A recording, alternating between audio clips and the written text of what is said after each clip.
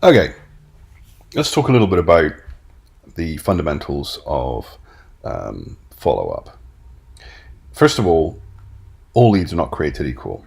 The reason that you need to use automated follow-up is simply because the amount of time required to follow up with every single suspect, because they're not really a lead until you've qualified them. So the amount of time required to follow up with every suspect is prohibitive. Given the number of times that you need to follow up with an individual before they buy or bail, which is that sort of action moment where they actually say, hey, you know what, I'm going to buy your stuff, or you know what, no, and they leave. You're looking at, on average, let's say 8 times.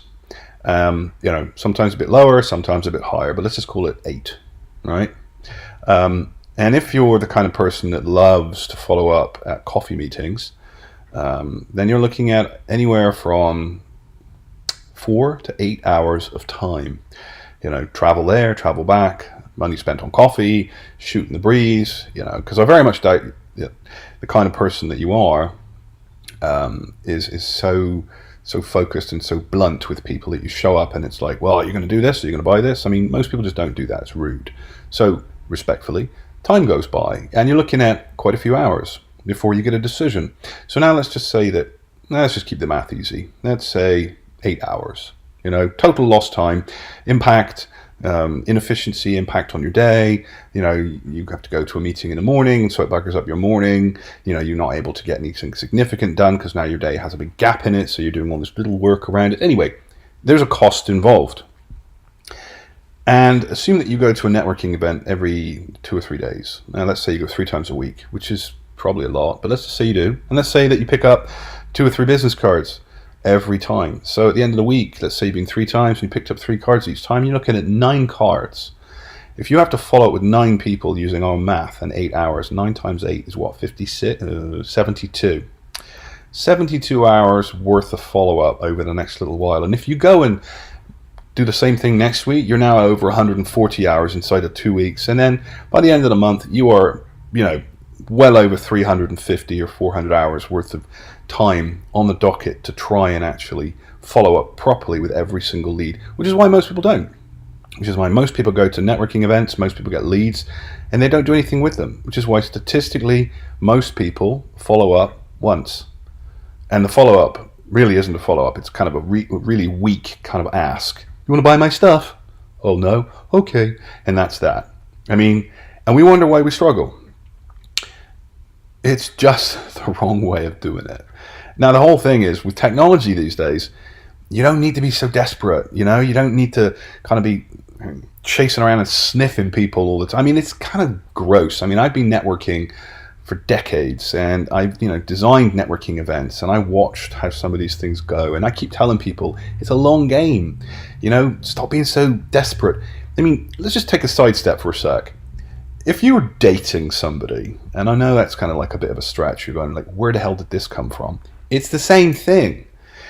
Nobody wants to be around needy people. Nobody likes that, weak person who's like just desperate. It's unappealing, okay? Confidence is sexy. Confidence is attractive. When you're at a networking event and when you're following up with people, if you can afford to be kind of, I don't need you. I've got some really cool stuff. If you want it, that's great. If you don't want it, that's cool. If you can be that confident, then you're going to do so much better than that desperate little person sort of scurrying around the networking event, pounding and pawing people and trying to get their business card all over the place. It's just, Anyway, technology allows you to do this. And you can be cool about it because you might be thinking right now, oh, I could never do that. That sounds awful. I'd feel awkward. Okay. I know. I get it.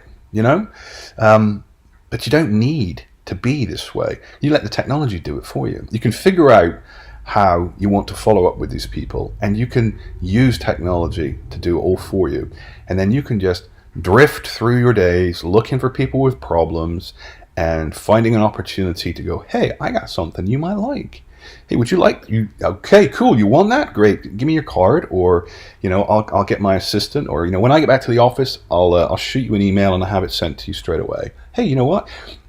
What about that sports game? How about the weather? How's the wife and kids? You know, what are you doing for the summer? You solve the immediate problem. You get that necessary step out of the way, and then you go on to something social, because your technology is going to do all the follow up. Because people remember, people, and they remember people who are a pain in the butt. If you're basically networking and you're the unfortunate version of Gollum or Schmeagol or whatever you wish to call him, that little dude running around looking for the ring. If that's you at a networking event, you'll be remembered, but not for the right reasons. But everyone else also remembers those calm, confident people who are helpful, and they just kind of connect the dots, and they don't seem pushy. Well, that's the you I want you to be, and you can do that with technology. All right, so that's the basic the psychology behind why we use follow-up sales funnel technology at these networking events and other things. And the basic psychology is we look for problems and we offer to give someone something that might help them solve it. First or second step along the way. We don't necessarily give them a solution that makes our services redundant, but we kind of help them move towards it. And in the next and later videos, we'll dive more into that, okay?